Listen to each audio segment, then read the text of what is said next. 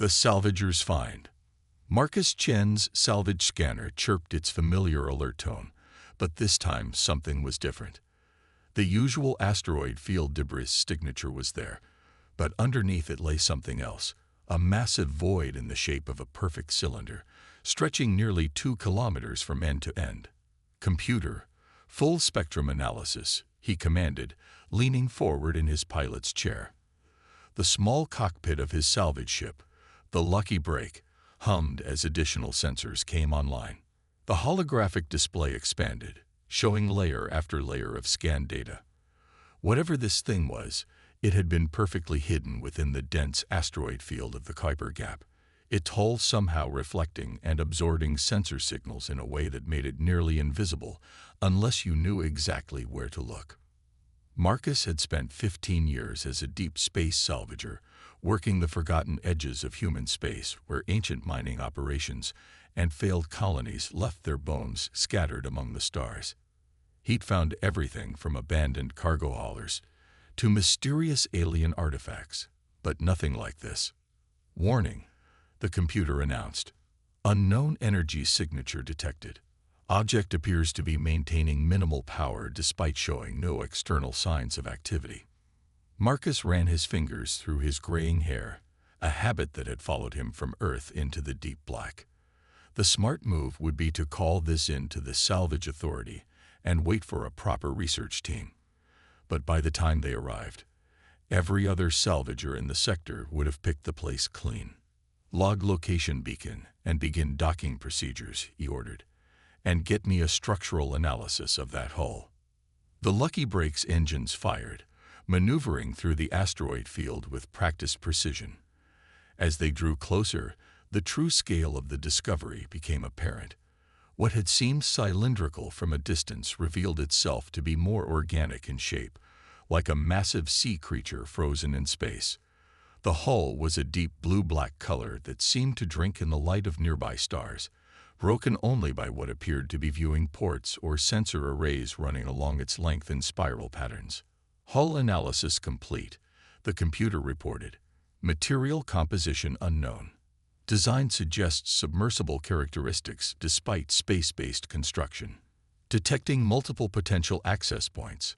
Nearest airlock is compatible with standard docking procedures." Marcus frowned. A submarine in space. The concept wasn't entirely unknown.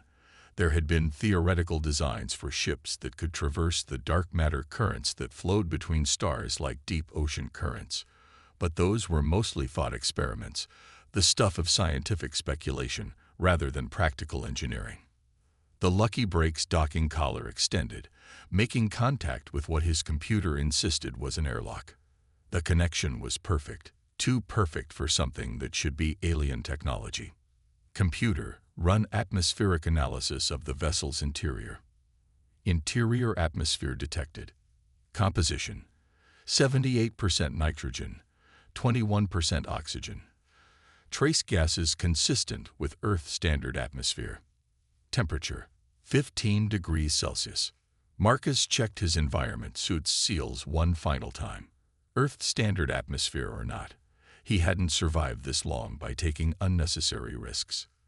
The airlock cycled, and he stepped through into what had to be one of the strangest vessels he'd ever encountered. The interior was dimly lit by strips of bioluminescent material that pulsed slowly, like the heartbeat of some sleeping giant. The corridors curved gently, their walls smooth and seamless, more like the interior of a living thing than a constructed vessel. Every surface was covered in intricate patterns that might have been decorative or might have been writing. It was impossible to tell. "Open channel to Lucky Break," Marcus commanded through his suit's comm. "Begin recording and maintain continuous transmission."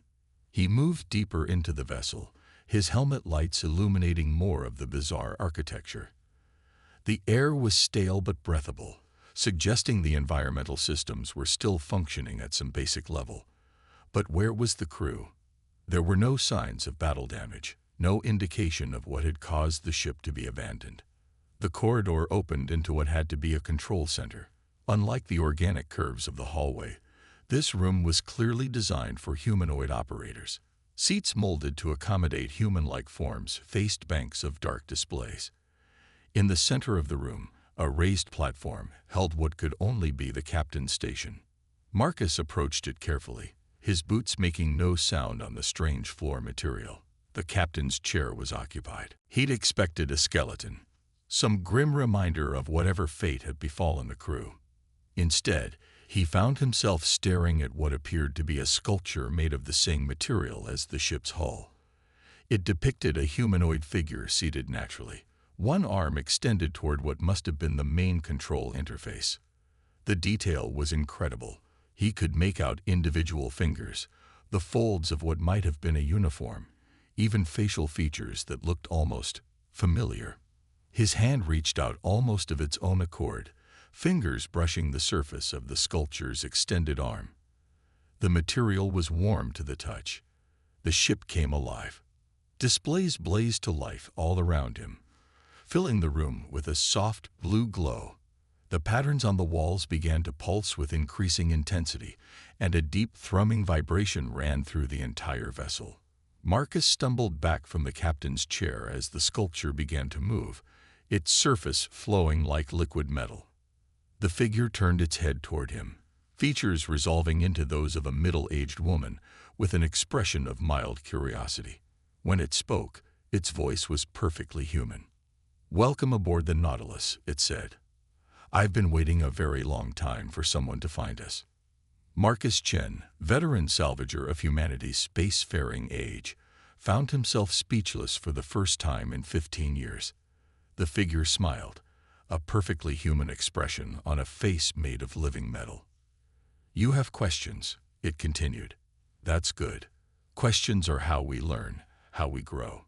But first, I should warn you that my awakening will have been detected. They'll be coming soon, and we have much to discuss before they arrive." "They?" Marcus managed to ask. "Who are they?" The figure's smile faded. "The same ones who forced us to hide this vessel in the first place. The ones who would keep humanity bound to their cradle of Earth and its nearby colonies." Its eyes, somehow both mechanical and alive, fixed on Marcus with an intensity that made him step back. "Tell me, Marcus Chen, how much do you know about dark matter currents?" Before he could answer, the Lucky Break's computer cut in through his comm. "Warning. Multiple vessels entering the asteroid field. Energy signatures match no known configuration in database." The figure nodded, unsurprised. "Sooner than I expected. Marcus, you have a choice to make, and you need to make it quickly. You can return to your ship and leave. I'll mask your departure. Or you can stay, learn why we created this vessel, and help me prevent humanity from repeating our mistakes." Through his suit's heads-up display, Marcus could see the approaching ships, sleek, predatory shapes moving through the asteroid field with impossible precision. Everything he'd learned in 15 years of salvage work told him to run. Instead, he found himself asking, "What are you?" "A guardian," the figure replied. "A memory. A key to paths between the stars that humanity has yet to dream of." It stood, its liquid metal form flowing into a more natural stance. "And if you choose to stay, possibly humanity's best hope for surviving what comes next." Marcus looked again at the approaching ships, then back at the figure. 15 years of playing it safe, of walking away from mysteries better left unsolved. But something in those mechanical eyes spoke to a deeper part of him, the part that had driven him into space in the first place. "I'll stay," he said, "but I want answers." The figure nodded, and the ship's lights pulsed brighter. "Then let's begin. We don't have much time." The asteroid field around them began to shimmer as the Nautilus's systems fully activated, preparing to dive into currents of dark matter that flowed invisible between the stars. And Marcus Chen, who had spent his life finding the things humanity had lost, prepared to discover something humanity had never known they were missing. To be continued. Awakening. The Nautilus shuddered as its ancient systems fully activated, sending ripples through the liquid metal walls. Marcus braced himself against the captain's station, watching as the mysterious figure, which had introduced itself simply as Guardian, interface directly with the ship's controls. They're deploying some kind of energy net, Marcus reported, checking the readings from his suit's sensors. 3 ships above, 2 below. They're trying to box us in. Standard containment procedure, Guardian replied. Its metallic features showing something like amusement. They still haven't learned. Its hands moved across the control interface, leaving trails of silvery light in their wake. You might want to hold on to something. The first dive is disorienting. Before Marcus could ask what that meant, reality twisted. The viewing screens showed the asteroid field dissolving into streams of light, but that wasn't what made his stomach lurch.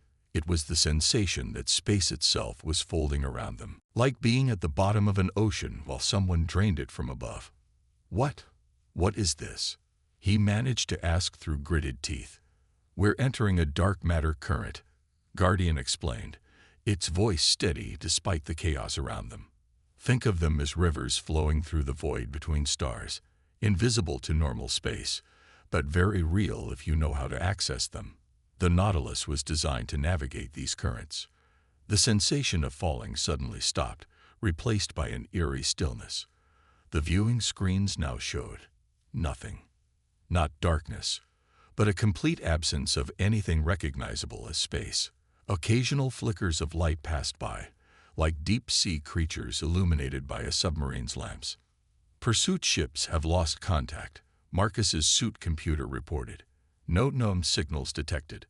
Guardian nodded, satisfied. They can't follow us here. Few civilizations ever developed the technology to access these currents, and fewer still mastered their navigation. Its expression grew distant.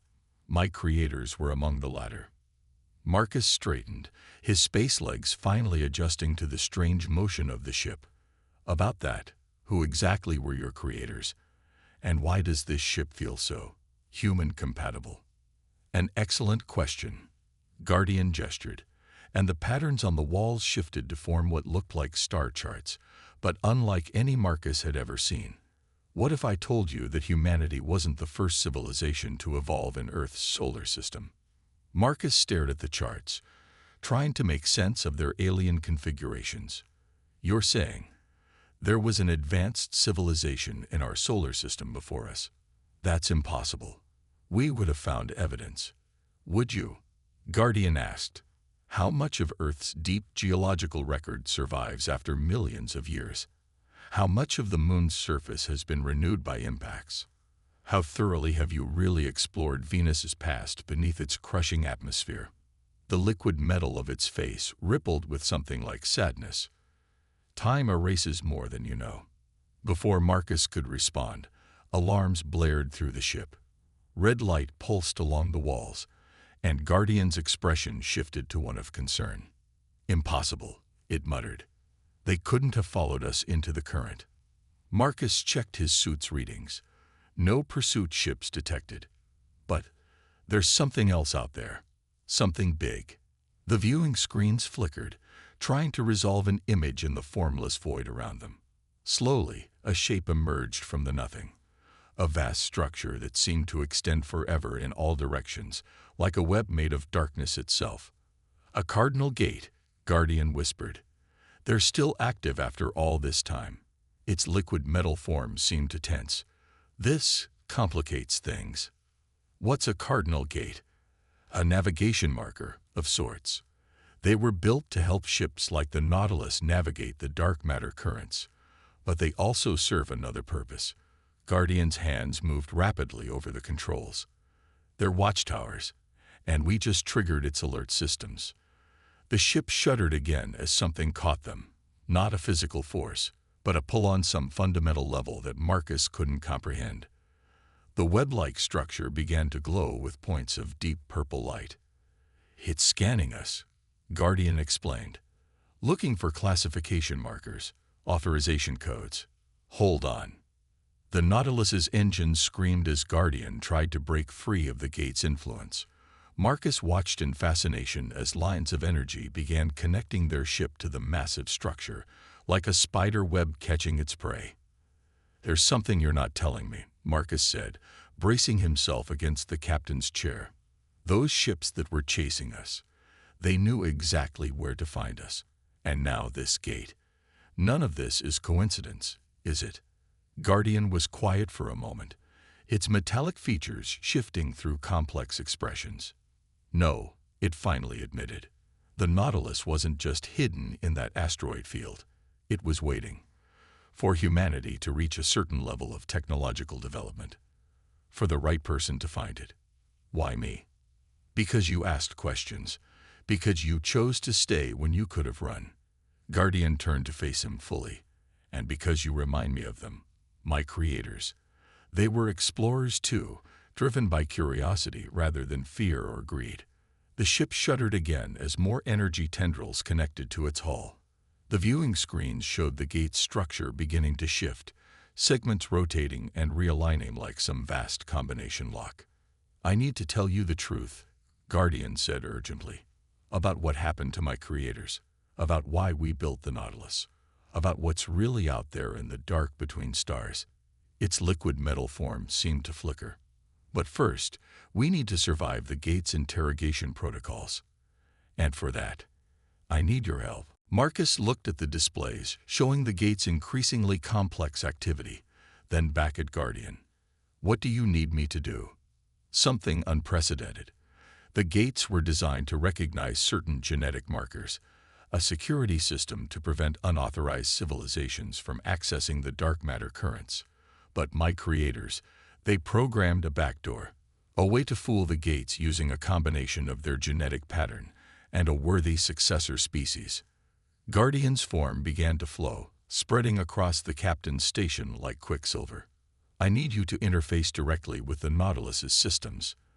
Let me upload the necessary protocols through your suit's neural link. Together, we might be able to convince the gate that humanity has a right to access these currents. And if we fail, then we'll learn exactly what happens to unauthorized vessels in the dark matter currents. No one ever returned to tell that tale. Guardian's voice became gentle. I won't force this on you, Marcus. You can still return to your ship. The gate hasn't locked onto the lucky break yet. Marcus looked at the swirling patterns of energy surrounding them, at the impossible structure that challenged everything he thought he knew about space travel. 15 years of salvage work had taught him to walk away from anything too dangerous or strange. But he'd already crossed that line when he chose to stay. Do it, he said, settling into the captain's chair. Show me how to help. Guardian's liquid metal form flowed up his suit's arms, finding the neural interface ports. Initiating upload. And Marcus, thank you. Whatever happens next, know that you've already proven my creators right about humanity's potential. As the interface activated and strange data began flowing directly into his mind, Marcus caught glimpses of impossible things. Cities beneath Venus's ancient oceans, civilizations rising and falling across millions of years, and something vast and patient watching humanity's progress from the spaces between stars. The gate's energy web drew tight around the Nautilus, and the true awakening began. To be continued. Dark currents. Fire filled Marcus's mind. Not normal fire, but streams of information burning through his consciousness like solar flares. Through his neural link with the Nautilus, he experienced fragments of memories that weren't his own. Vast cities under alien suns, ships like the Nautilus diving through currents of dark matter, and always, the sense of being watched by something ancient and vast. Neural synchronization at 60%. Guardian's voice came from everywhere and nowhere. Hold on, Marcus. The gate is about to make its final judgment. The Cardinal Gate's energy web had fully enveloped the Nautilus now, its deep purple light pulsing in complex patterns. Through the ship's sensors, Marcus could feel it probing their vessel, analyzing the strange combination of ancient technology and human neural patterns. Suddenly, the web changed color, shifting from purple to a brilliant gold. Authorization accepted. A new voice echoed through the ship, not Guardian's liquid metal tones, but something older, deeper, like the voice of time itself. Human genetic patterns recognized. Provisional access granted to current network alpha. The web of energy released them, and Marcus felt the Nautilus surge forward into the dark matter current. But something was wrong. Guardian's presence in the neural link felt agitated. "We have to move quickly," it said. The gate's acceptance was too easy. "It's reporting our position." To who? Marcus managed to ask through the haze of shared consciousness. Before Guardian could answer, new contacts appeared on the Nautilus's sensors. Ships were emerging from the darkness around them, not the pursuers from normal space, but something else entirely. Their designs were organic, like deep-sea creatures made of metal and light. "Current wardens," Guardian explained. "They enforce the laws of the dark matter streams, and they're very, very old." Marcus watched through the ship's external sensors as the strange vessels took up formation around them. "What do they want?" "To know how we got here. The gates weren't supposed to grant access to new species without proper authorization." "From?" Guardian hesitated. "From the assembly." "And what's the assembly?" Before Guardian could answer, one of the warden ships fired, not a conventional weapon, but a beam of pure darkness that seemed to bend reality around it. The Nautilus shuddered as Guardian took evasive action. "No time to explain," Guardian said. "I need you to help me, pilot. Your human intuition combined with my knowledge of the currents might give us a chance." Through the neural link, Marcus felt Guardian's consciousness mesh more deeply with his own. Suddenly, he could sense the dark matter currents around them, vast rivers of invisible force flowing between the stars. The Nautilus responded to their shared commands, diving deeper into the current. The warden ships followed, their bizarre forms cutting through the darkness with terrible grace. More reality-bending weapons fired, missing the Nautilus by margins that seemed impossibly small. "There," Marcus thought Slash said through the link. "That intersection of currents ahead. If we time it right." "Yes," Guardian agreed. "But the stress on the hull will be extreme. And your mind." "Do it." Together, they guided the Nautilus toward a point where three dark matter currents converge. The warden ships were closing in, their weapons creating distortions in the very fabric of space around them. At the last possible moment, they cut power to the main drive. The Nautilus went dark, letting the converging currents tear at its hull. Marcus felt every strain and stress through the neural link. His mind stretched to its breaking point as they were pulled in three directions at once. The warden ships overshot their position, unable to match their desperate maneuver. For a moment, Marcus glimpsed their true forms through the ship's sensors. Not ships at all, but beings of pure energy contained within technological shells, their existence so far removed from human understanding that his mind recoiled from the sight. Then the currents caught them fully, and everything went white. When Marcus could think again, they were moving through a different current entirely. The Nautilus's hull creaked ominously, and warning signals flashed across every display. Through the neural link, he could feel Guardian's consciousness flickering like a candle in a strong wind. "Did we lose them?" he managed to ask. "For now," Guardian replied, its voice weak. "But we've got other problems. That maneuver damaged several critical systems, and we're in a current I don't recognize." Marcus tried to make sense of the sensor data flowing through his mind. The nothing space around them was different here, darker, more turbulent. Occasional flashes of strange light illuminated shapes in the void that defied description. "Where are we?" "I think," Guardian paused, "I think we're in one of the deep currents. The old currents. The ones that were sealed off after the collapse." Through their shared consciousness, Marcus caught glimpses of what Guardian meant by the collapse. A war fought in the dark matter currents themselves, civilizations wielding powers that could reshape reality, and a final cataclysm that had changed the very nature of space itself. "The Nautilus's systems are detecting something ahead," Guardian reported. "Something massive. And it's calling to us." The ship's sensors resolved an image that made Marcus's heart stop. Suspended in the darkness ahead was a structure that dwarfed even the Cardinal Gate, a vast geometric shape that seemed to exist in more dimensions than human eyes could process. and it was pulsing with a light that matched the rhythm of the Nautilus's own power signature. "That's impossible," Guardian whispered. That's one of the archive nodes, the complete backup of all knowledge from before the collapse. But they were all supposed to have been destroyed. By who? By my creators, to keep the knowledge out of the wrong hands, to prevent another collapse. Guardian's presence in the neural link strengthened. "Marcus, we shouldn't be able to detect this. The archive nodes were designed to be invisible to all known sensors. Unless what? Unless it wants to be found. Unless it chose us." The massive structures pulsing increased in intensity, and new data began flooding through the neural link. Marcus saw star maps overlaid with dark matter currents, coordinates leading to other archive nodes, and warnings about something that was stirring in the depths of space, something that had been sleeping since the last collapse. "We need to dock," Guardian said urgently. "The Nautilus needs repairs, and there are things you need to see. Things you need to understand about what's really happening out there between the stars." As they approached the archive node, Marcus felt its vast intelligence reaching out to touch their minds. And through the neural link, he caught one clear thought from Guardian. "This changes everything." The Nautilus extended its docking mechanisms, preparing to merge with a structure that had waited eons to be rediscovered.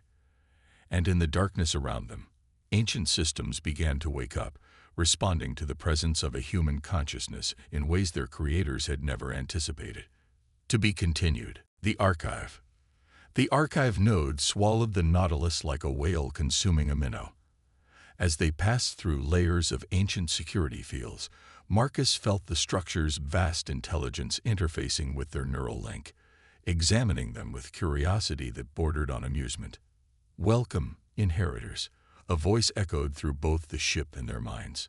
It spoke in perfect English, yet Marcus somehow knew it was simultaneously communicating in every language humanity had ever created.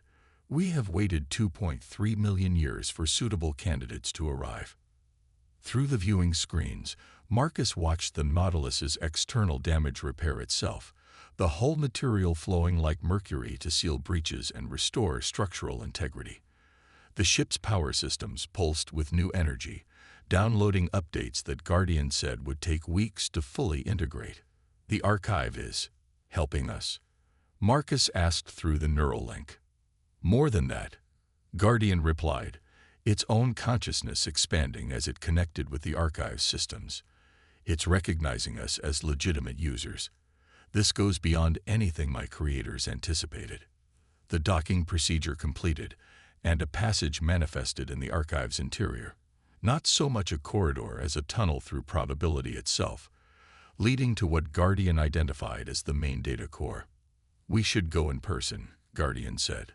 "There are things here that can't be properly understood through data streams alone." The liquid metal being flowed out of the ship's systems, reforming into its humanoid shape. Marcus disconnected from the neural link, his mind reeling from the sudden absence of the ship's consciousness. His environment suit had repaired itself too. He noticed, the material now resembling the same fluid metal as Guardian's form. They walked through the probability tunnel together, reality shifting around them in ways that should have been maddening, but somehow felt natural. The archive was changing them, Marcus realized, adjusting their perceptions to handle what they were about to experience.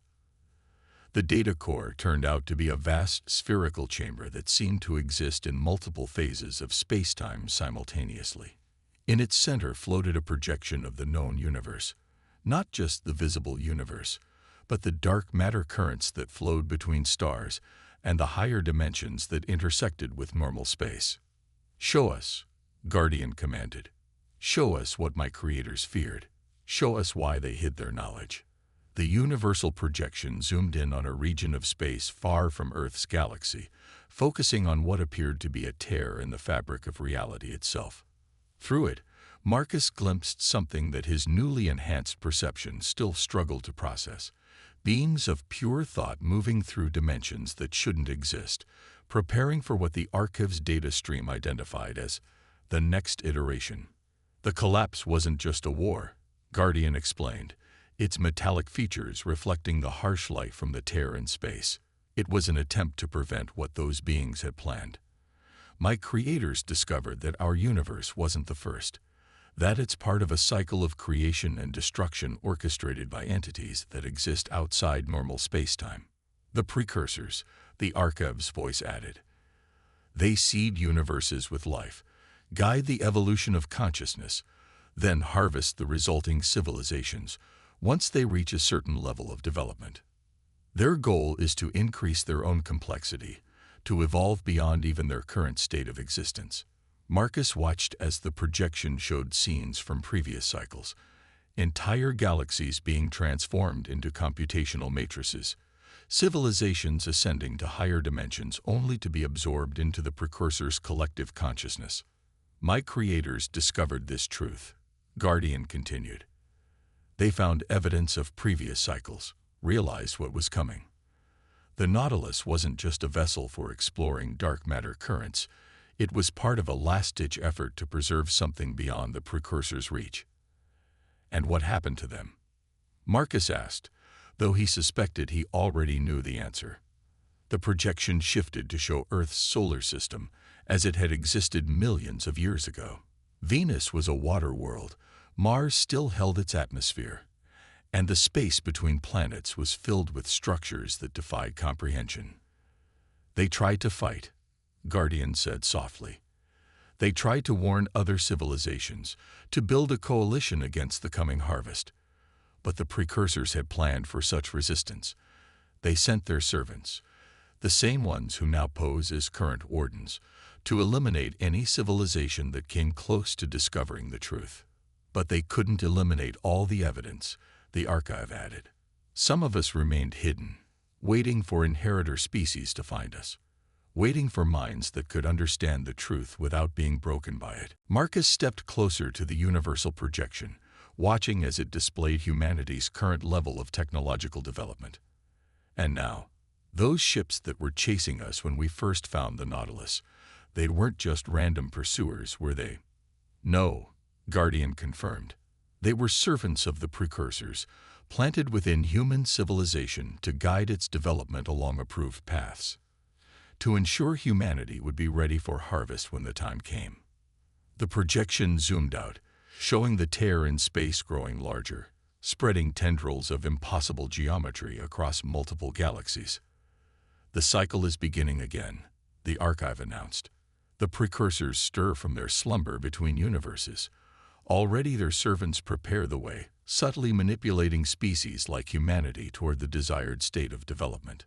But you chose to show us this, Marcus said. You're showing us now. Why? Because you proved yourself worthy of the choice, Guardian replied. Because you asked questions. Because you looked into the darkness between stars and didn't flinch. And because, the archive added, there is still a chance to break the cycle. My creators left weapons, not just weapons of war, but weapons of understanding. Knowledge that could free humanity and other species from the path the precursors have laid out. New data began flowing through the probability tunnel, downloading into the Nautilus's upgraded systems. Star charts marked with the locations of other archive nodes, technologies that had been hidden from the precursor's servants, and something else, something that made Guardian's liquid metal form ripple with what might have been hope. They found a way, Guardian whispered, a way to hide entire civilizations in the spaces between dark matter currents. My creators didn't fail completely. They managed to save some of their people. They're out there, sleeping in the void, waiting for the right moment to return. Marcus looked at the growing tear in space, at the vast intelligences stirring within it. How long do we have? Months, the archive replied. Perhaps a year. The servants will realize soon that you've accessed forbidden knowledge. They'll stop pretending to be part of human civilization and begin the final preparations for harvest. Then we need to warn Earth, Marcus said. We need to. The archive's universal projection suddenly flickered, and new alerts appeared in their enhanced vision. The cardinal gates were activating, all of them, creating a network of energy that could track any ship moving through the dark matter currents. "They've detected us," Guardian announced. "The Archive's awakening was too significant to hide. We need to move quickly." "Wait," Marcus said. "All this knowledge, these secrets, how can we possibly get it back to Earth in time? How can we convince people to believe us?" The Archive's presence touched their minds one final time. The Nautilus holds more than just data now. It holds truth that resonates with human consciousness on a fundamental level. Once you begin sharing what you've learned, others will understand. They'll feel the truth of it in their bones. "And we won't be alone," Guardian added.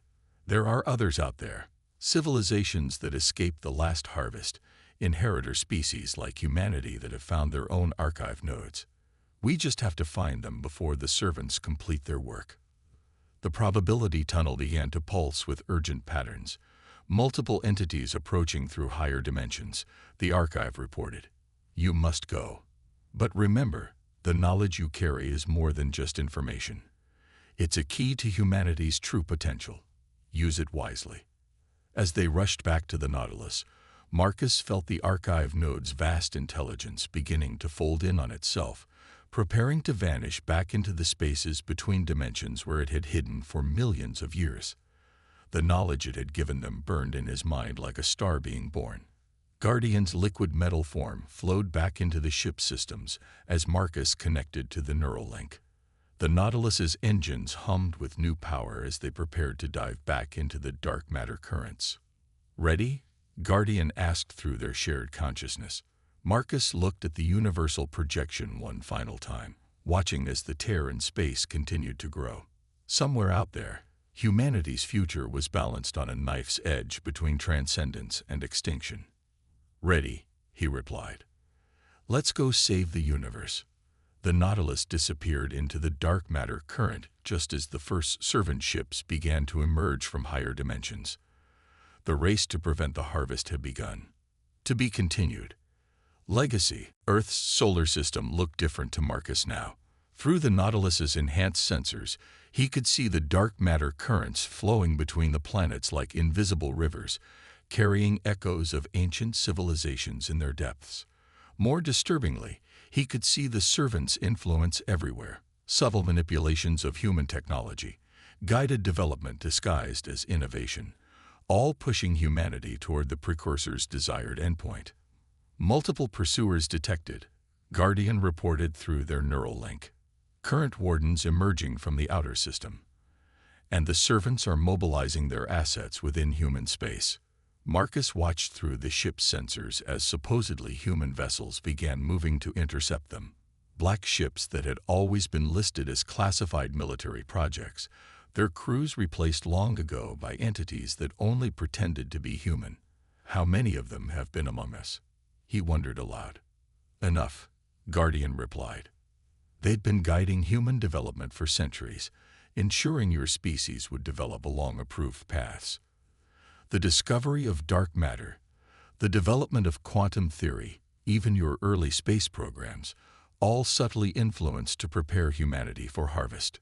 The Nautilus dove through layers of normal space, its upgraded systems allowing it to slip between dimensions in ways that even the servants couldn't easily track.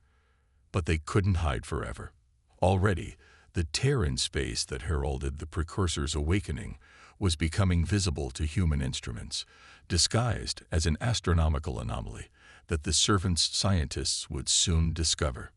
"We need a plan," Marcus said, watching as more black ships emerged from hidden bases throughout the solar system. "We can't just dump this knowledge on humanity and expect people to believe it. Even with the archive's modifications to help people understand, the servants will try to discredit us." "There's another problem," Guardian added. "The more we use the Nautilus's new capabilities, the more attention we draw. The precursor's servants are already adjusting their timeline, preparing to begin the harvest ahead of schedule. We may have days instead of months." Marcus felt the weight of the archive's knowledge pressing against his consciousness. Not just information, but understanding that went beyond normal human perception. He could see the patterns now, the way the servants had shaped human history, guiding Earth's civilizations toward a very specific type of technological development while suppressing other paths. But he could also see the flaws in their plan. The servants had been so focused on controlling humanity's technological progress that they'd missed something essential about human nature itself. "We need to show people," he said suddenly. "Not tell them. Show them." The servants had been hiding in plain sight, thinking we couldn't recognize them. But with the archive's knowledge, we can make their presence visible, Guardian finished, catching Marcus's intent through their shared consciousness. "But the cost. I know. The Nautilus will have to sacrifice most of its stored power. We'll be vulnerable." They broke through into normal space near Earth's moon, emerging from a dark matter current that had never been mapped by human instruments. Almost immediately, alerts began blaring through their neural link as defense satellites locked onto them.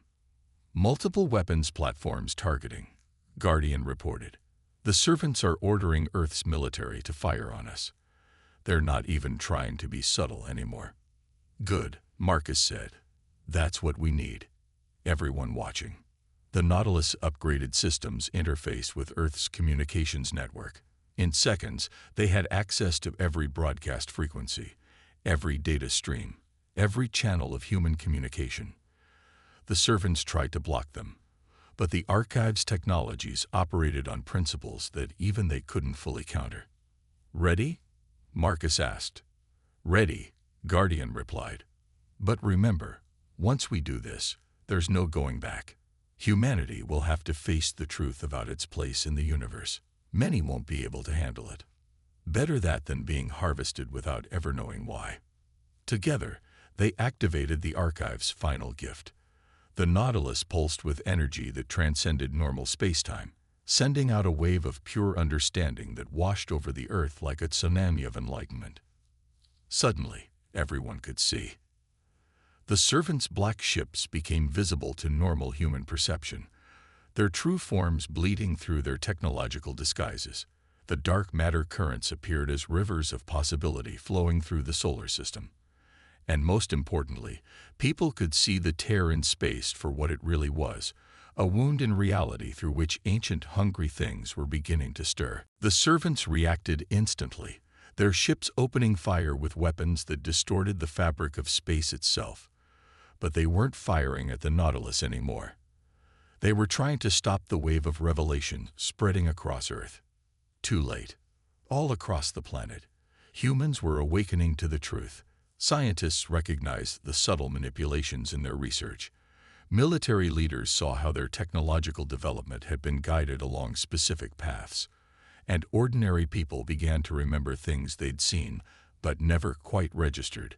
Glimpses of impossible shapes in the sky, moments when reality seemed to slip. The servants' carefully maintained illusion of control was shattering. "Energy reserves at critical levels," Guardian warned.